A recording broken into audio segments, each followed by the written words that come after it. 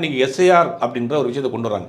இந்த எஸ்ஐஆரை எதிர்த்து இன்னைக்கு மம்தா பானர்ஜி வெஸ்ட் பெங்காலில் கிட்டத்தட்ட ஒரு 4 கிலோமீட்டர் தூரத்துக்கு ஒரு பெரிய பேரணி நடத்திட்டு இருக்காங்க. இது ஒரு ஒரு குடியுரிமையை சோதிக்கக்கூடிய ஒரு விஷயமா இருக்குது. ஒரே மாதத்தில் அத்தனை பேருடைய டாக்குமெண்ட்டையும் கலெக்ட் பண்ண முடியும். இது ஒரு பெரிய பாதிப்பை ஏற்படுத்த போகுது அப்படிங்கிறது அவங்களுடைய குற்றச்சாட்டு. தமிழ்நாட்டில் இருக்கக்கூடிய பெரும்பாலான கட்சிகளுடைய குற்றச்சாட்டு. கிட்டத்தட்ட அன்றைக்கி அனைத்து கட்சி கூட்டத்தில் 48 கட்சிகள் இதை எதிர்த்து அன்றைக்கி வந்து பேசியிருக்கிறாங்க. உச்சநீதிமன்றத்திலையும் வழக்கும் போட்டிருக்காங்க திமுக சார்பில். ஆனால் அதிமுக இதை கண்ணை மூடிக்கொண்டு ஆதரிக்குது. இதுதான் வந்து தன் தனித்தன்மையை அதிமுக இழந்து விட்டது.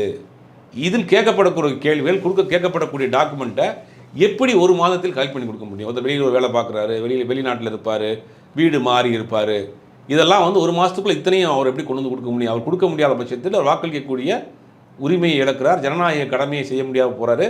ஏறக்குறைய அவர் இந்தியன் சிட்டிசனாகவே இல்லாமல் கருதப்படுறாங்க. குடியுரிமை பெற்றவர்களாக இல்லாதவர்களாக ஆக்கப்படுறாங்க.